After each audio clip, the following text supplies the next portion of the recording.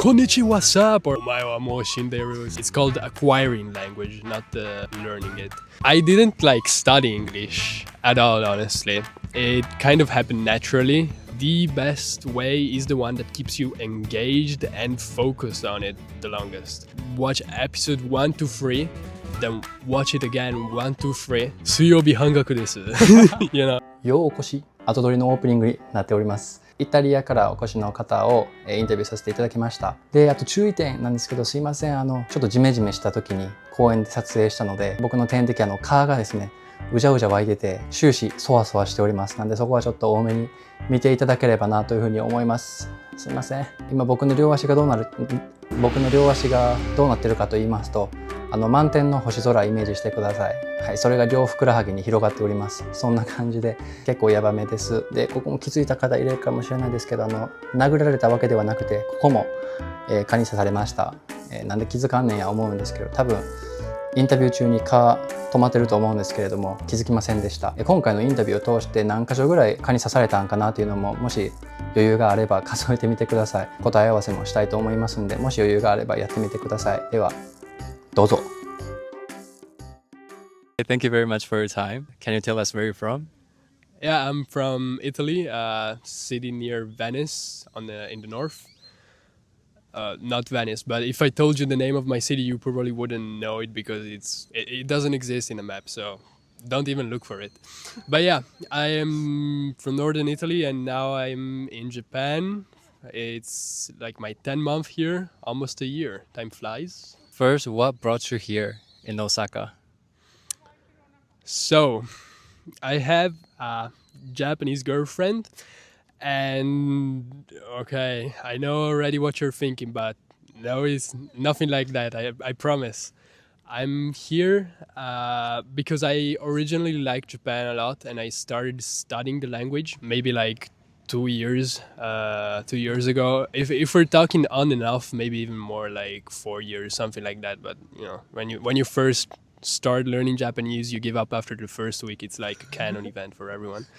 So when I first started learning Japanese, I met this random guy on a YouTube live stream, like this Japanese guitarist, and he added me on Twitter at the time, now X, and he was like, "Yeah, I wanna practice my Japanese with someone," and he goes like, "Oh yeah, sure, you can practice it with me." Of course, like I texted him once, and then nothing happened out of it, but he did invite me to one of his SNS groups. It was a Discord server that was basically 100% Japanese.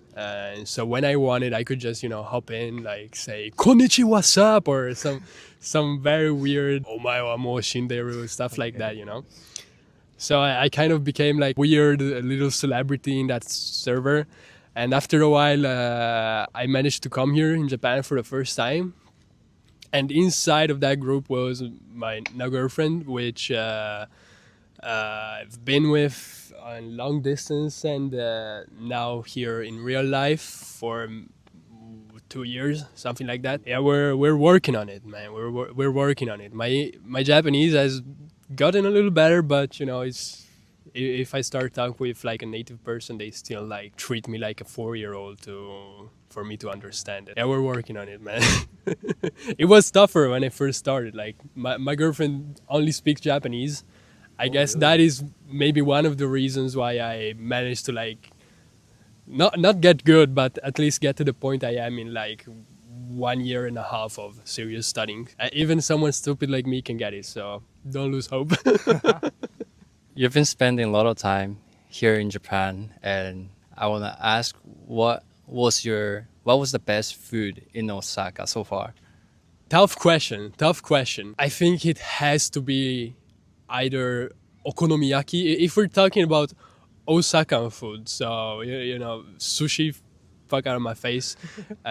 If we're talking about Osaka food, I would have to say okonomiyaki, because I don't really like octopus that much. And so takoyaki, if you don't know, taco means octopus. I do not like that shit. But the mom of my girlfriend actually like sometimes make takoyakis with like different fillings. I fucking love the base takoyaki and okonomiyaki. I think it's like probably one of the best things ever created by man. I love that shit. I could sniff it, like I have this weird obsession with like dough and stuff like that. Even like pizza dough when I was back in Italy, or bread dough or pasta dough. I would prefer to just eat it raw than to like wait for it to cook and stuff. But yeah, no, I would definitely say okonomiyaki. If you go to a shop with me, if you go to a restaurant with me in Osaka, and people ask me, okay, what do you want? Without knowing if like the takoyaki I get actually has like octopus in it, I would just say I would stay safe and go with an okonomiyaki, which is basically like the takoyaki batter, cabbage, sometimes different types of meat. Sometimes they put in cheese as well, and other like weird Japanese fillings that I wouldn't be able to pronounce anyway. So, but it's good. You should try if you come to Osaka. Your English is amazing, and we are really curious. How did you learn your English, and how did you improve it? And it's something that I've tried to replicate with my Japanese, but it's a bit harder because of like attention span degradation and stuff. But so I started like using the World Wide Web, you could say, when I was maybe 5 years old, something like that. My dad was a programmer, so he was like pretty obsessed with like new technologies and stuff. And at the time when I was 5, like the internet had just started getting good. We had gotten YouTube for like a year or two, something like that. And so my dad just gave me a PC. I wasn't like completely unsupervised on the internet at the age of 4, I want to specify, but I would like basically watch whatever was on YouTube at the time. And Italian content wasn't really that big, or wasn't at all at the time. So I would just start with the big ones, like PewDiePie and other like English videos of channels that are either long dead by now, or actually like the creator is dead. It's that old. At the time, I was just a 5-year-old kid watching Lego stop motion videos. I didn't really care what they were saying. I would just see the character like fall off a bridge and laugh.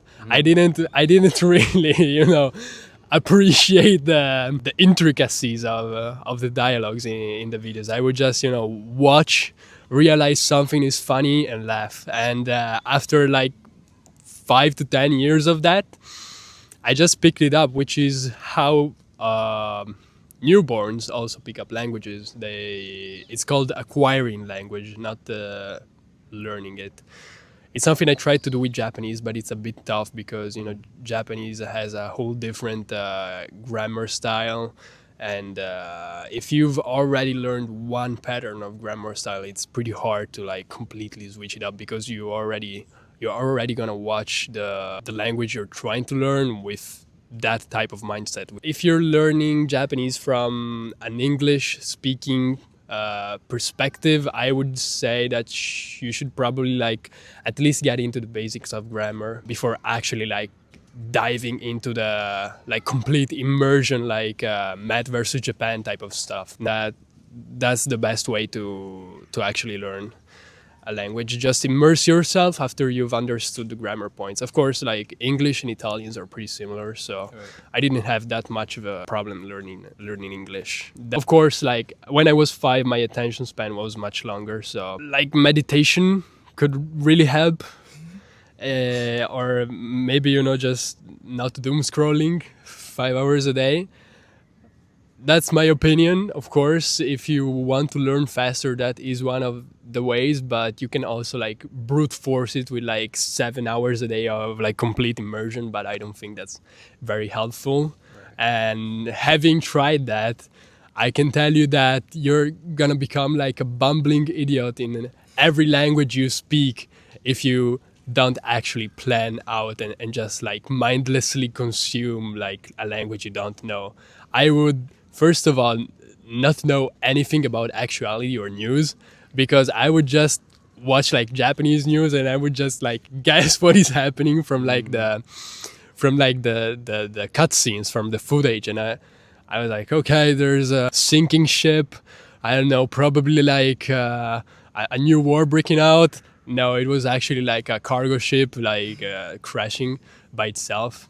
And so, just take it with a grain of salt, like do everything moderately. Don't push yourself too much. You have like your whole life to learn a language. Don't try to cram it into a 1 year of 24 hours, 7 days a week immersion plan. That's not really healthy. And of course, actually take care of your mental hygiene, I would say. Like, don't consume mindlessly, like or doom scroll. I would say that's the best help I could give. So what you do is basically immersing yourself in the language you wanted to learn, Yeah. you wanted to improve. Okay, let me ask you this. Is it better to open textbook or vocabulary book and then study the language they want to learn, or open YouTube or watch a movie in the language, pick the words you're not familiar with and learn from the material? Which do you think is better to improve the language? I think the best reference material you can use is the one that keeps you focused on it the longest. So there are some people who prefer like textbooks type of content, or flashcards. Flashcards are actually really useful, even if you prefer like complete immersion, because it is like a surefire way to learn new vocabs every day. So I would recommend flashcards either way, whether you're an immersion or a textbook kind of guy. But the best way is the one that keeps you engaged and focused on it the longest. There are some people who can binge watch anime for like 3 hours. But I mean, even more than, I know people who like watch it for 48 hours straight. Anyway, the problem with immersion type content is when you watch, like, for example, an anime, like you watch it from episode 1 to episode 6, what you should really do is like watch episode 1 to 3, then watch it again 1 to 3, and then you could watch like maybe 4 to 6, and again, like, you should always repeat what you're doing. Like with textbooks, that is kind of easier because you can just turn the pages and it's there. With like movies and animes and YouTube videos, the act of doing it is easier, but you're used to like watch it long form, so you don't even think about going back. You should really like make yourself realize that, oh, I am having fun watching this, but I should really just watch it once more to get those intricacies that I couldn't get the first time. And that is why flashcards are so good, and I would recommend them to both types of learners. They force you to repeat stuff over days, over weeks, months, and eventually years. But once you get to the years part, you can just delete that card altogether. If you manage to do that with multimedia, so with videos, animes, movies, and stuff, I would say that it might be even a little bit better. It might have one edge on top of textbooks, because textbooks don't teach you pronunciation very well. I would say that's the only thing that learning from immersion could has over textbooks. I 100% agree with that. That's also how I learn and how I improve my English. Tell us about your home country. Italy is 20 different countries, honestly. Every region you go to has like a different culture, has a different staple food, different animal, different dialect. And by dialect, I mean like quite literally different languages. There's the Neapolitan dialect is considered a language, not a dialect. So you might as well just skip learning Italian, because, depending on which region you go to, you're going to have to learn a different one. The one where I'm from is probably one of the least known type of Italy. Very like kind of deep in the mountains, Eastern Europe vibe, very, very like gray, kind of sad, which is unexpected of Italy. But I have also visited other parts of Italy.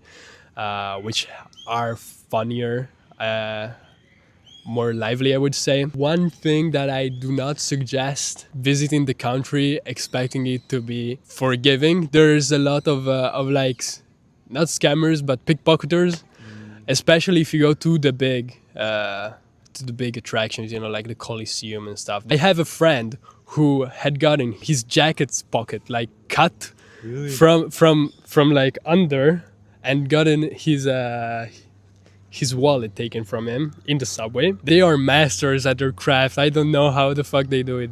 The good parts about it though are many, of course. You kind of have everything in Italy depending on where you go. You have the Alps, like one of the best mountains in the world. You have some of the best beaches in the world. You have like, they go crazy for foreigners, so have fun on it. Like for some reason, Italian girls love anything but Italian guys. That's why I'm here in Japan now. Yeah, you have like pretty much every biome you want, I guess, except for like tropical beaches or something like that, which strangely enough are here in Japan. So sometimes I do want to go back to Italy just to, like taste a real pizza and not the fucking Domino pizza. 水曜日半額です Kind of happy of being in Osaka because, people in Osaka are a bit more friendlier than the ones in the rest of Japan. They are more outgoing, I would say. They are more genki, Italians do be like that, except pickpocketers, especially in like the main attractions, the tourist spots. Those are like the breeding grounds of pickpocketers and scammers too. But I mean, if you have like more than 3 brain cells, you will realize that someone selling stuff on outside of a station on a weird carpet is something you should stay away from. Like you're not gonna find a real Prada or Louis Vuitton bag from like a Senegalese dude on a carpet in front of a station. Like I would say that's pretty much it. Like very nice place. Maybe like try to make a local friend because they usually know what places are the shit, and this actually kind of goes everywhere. Like try to have a local friend in the country you want to visit before actually visiting it. Like that's one of my biggest like tips about traveling, honestly. In every country I've visited, I've always had like someone I could like count on for like going outside and knowing the like nice places. It's like really a help, and it actually like helps you like overcome like a bit of social anxiety once you're there. Do make an Italian friend, and it might be tough, especially because not many of them speak English, but if you do find one, man, like do not let him escape. That's what I'm gonna say. Thank you very much for your time. Just thank you gift. I want to give you this pineapple candy. So this is originally from Osaka, and they've been どういたしまして。おおきにおおきに。Can I eat it now or? Yeah, of course you can. Okay, eat it right now. I will give my live reaction to the. Okay. Oh, that was dangerous. What do you think? No, not bad at all. I would say like you can definitely feel the pineapple. It's a nice candy. Thank you. Thank you very much for your time. I think we gotta go. No worries, man. Thank you, and I guess we'll be going away before we get completely like sucked out. 皆さんいかがでしたか？それではここでお待ちかねの答え合わせをしたいと思います。僕がインタビュー中に刺された虫刺されの数は45箇所でした。これからは短パン履きません。絶対長パン履こうと思ってます。こんな感じでこれからもたくさんの人にインタビューしていきたいなというふうに思ってます。本日はこれで以上になります。